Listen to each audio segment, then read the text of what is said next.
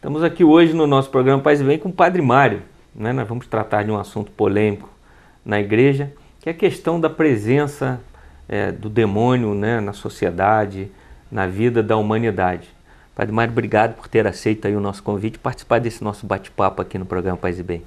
É sempre uma graça nós podermos expor a palavra de Deus e levar as pessoas ao conhecimento da verdade. Espero que a gente possa alcançar esse objetivo. Padre Mário, a gente, na história da salvação, na história da igreja, o demônio está sempre muito presente, né? E normalmente é uma palavra assim, quase que proibida, né? Essa figura é quase que uma coisa proibida, as pessoas têm assim, um certo preconceito de falar sobre isso, mas desde o início é que a presença do demônio é forte na história da humanidade, né? Há um combate, né, em toda a história da criação entre o bem e o mal, não é isso? Nós devemos entender que Deus, como Criador de todas as coisas, Ele criou todos os seres para a sua glória e deu aos seres espirituais, que nós chamamos anjos, e também aos homens, o dom da liberdade, né? E também os demônios são seres criados por Deus. Por isso são seres muito inferiores. Nós não podemos comparar bem e mal no sentido de demônio e Deus. Existe Deus, o Deus Pai, Criador, o Filho Redentor e o Espírito Santo Santificador. O demônio é uma criatura de Deus, que não quis obedecer à sua vontade e por desobediência levou, diríamos assim, tantos outros anjos a viverem a mesma realidade. Mas nós nunca podemos nos esquecer dessa realidade. É uma criatura de Deus, né? A palavra de Deus nos ensina que existe um combate permanente entre as forças do mal e o desejo de Deus. São Paulo chama isso do mistério da iniquidade, né? Que está reinando no universo, reinando no mundo. Os demônios atacando essa força ou esse desejo, ou o plano de Deus de salvação e de realização do homem. Eles querem interferir na vida dos homens e o próprio Jesus vai dizer, ele, o grande mentiroso, veio para destruir, para matar e para poder realmente destruir toda a nossa história, toda a nossa vida. Ele já entra, né? A Bíblia nos diz que ele já entra, logo no princípio da criação, ele já entra em ação, não é? Ele entra como o grande mentiroso, enganando a Eva, para que venha a desobedecer a Deus, né? Na história do livro do Gênesis já é apresentada a serpente como a figura do demônio, como aquele que vem sugerir o mal, né? Como aquele que vem levar os homens, Adão e Eva, a desobedecer a Deus.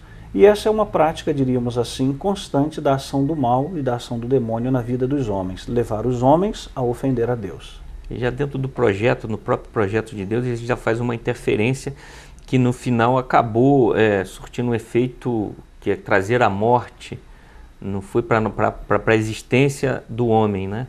E depois disso eu acho que em toda a história da Bíblia, em toda a história da salvação, ele está sempre presente perturbando, né?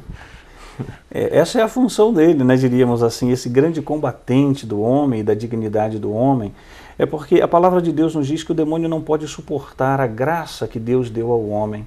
Deus deu ao homem graças que os anjos não têm, como por exemplo o poder de procriar, o poder de permanecer, um amor de dileção pela espécie humana, pelo ser humano.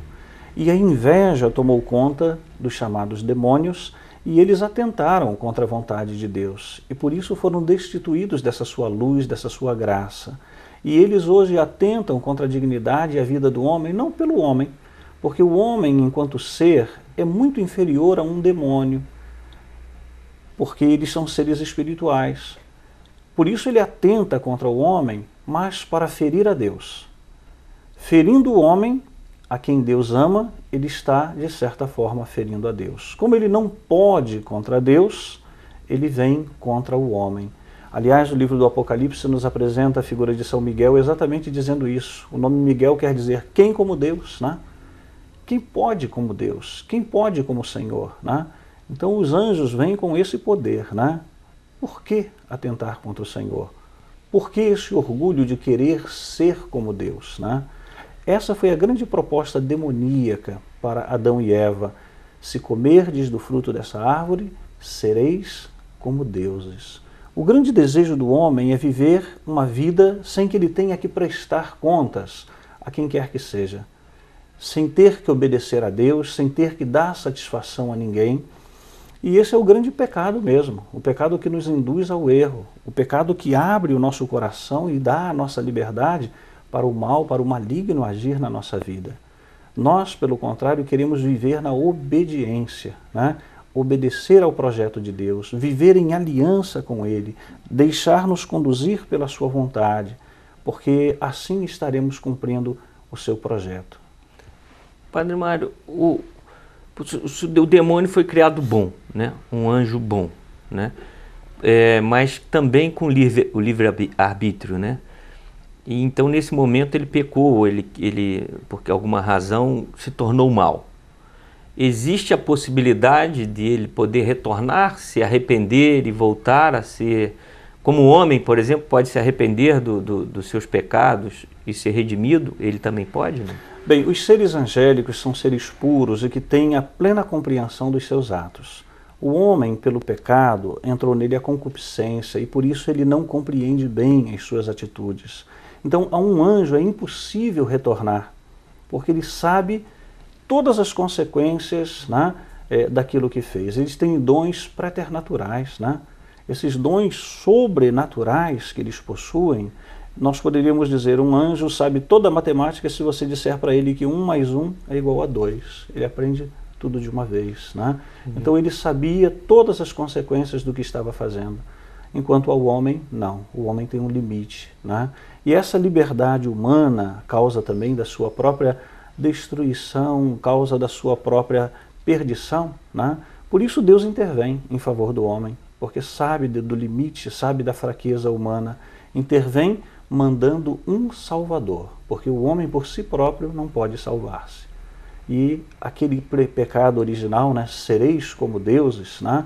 Então eu vou querer comer, eu vou querer ter a ciência do bem e do mal, eu não vou querer mais dar uma resposta a Deus, não quero obedecer a Deus. Isso permanece hoje também para nós, né?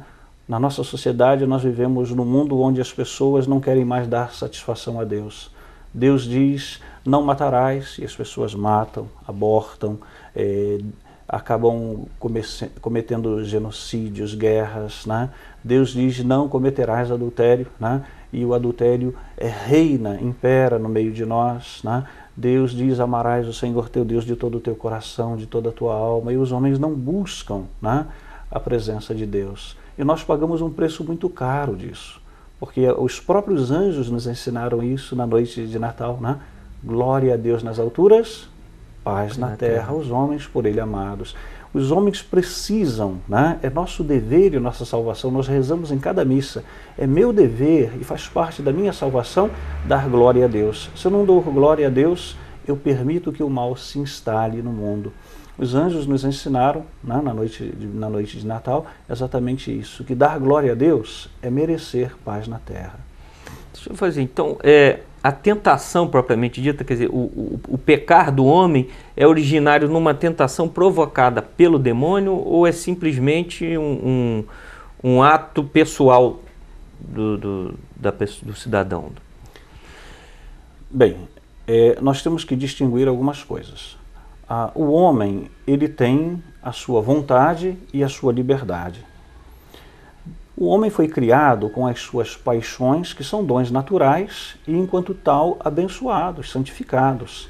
A desordem do uso dessa sua natureza é que consiste o pecado.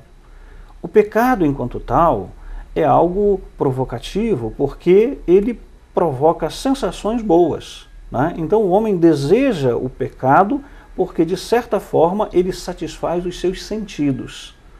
É uma tentativa de preencher o vazio da alma, preenchendo os sentidos.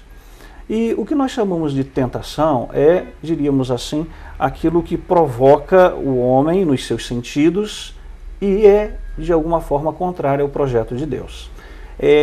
Jesus vai chamar isso de concupiscência, né? O homem tem esse desejo desordenado, né? Veja bem, por exemplo, no aspecto da sexualidade, a nossa afetividade, ela é dom de Deus, criada por Deus, enquanto tal é boa, é santa. E o homem age de maneira desonesta. E aquilo que é bom e santo acaba se tornando em fonte de pecado, né? O amor à família, o trabalho, tudo isso são coisas boas e santas, mas um amor desordenado acaba se tornando pecaminoso. Por isso, o problema não está naquilo que se faz, mas na desordem do coração do homem. Aí, bom, a gente entrou nessa questão do pecado. Eu queria fazer uma... Existe, então, a tentação. Agora, existe a possessão? Ela existe, de fato? Quer dizer, o demônio se apossa de uma pessoa? É possível? Isso é possível, acontece, nós vemos isso constantemente, a igreja afirma, eu trouxe aqui para vocês, o manual do exorcismo, né, a celebração dos exorcismos, isso faz parte do próprio ritual da igreja. O primeiro gesto cristão é um ato de exorcismo, né, no dia do batismo. Nós somos exorcizados, né? Renunciais a Satanás e a todas as suas obras, né? O primeiro gesto que um cristão tem que fazer é a renúncia do demônio e das suas obras. E depois credes em Deus Pai, em Deus Filho, em Deus Espírito Santo. É esse gesto de consagração. A primeira ação, diríamos assim, da fé cristã, no dia do batismo, quando ainda criança, é um ato de consagração da nossa vida. E aí nós nos tornamos templos do Espírito Santo, ao qual o demônio não tem direito. Mas o homem, pela sua liberdade, acaba abrindo portas, né? Portas largas de perdição.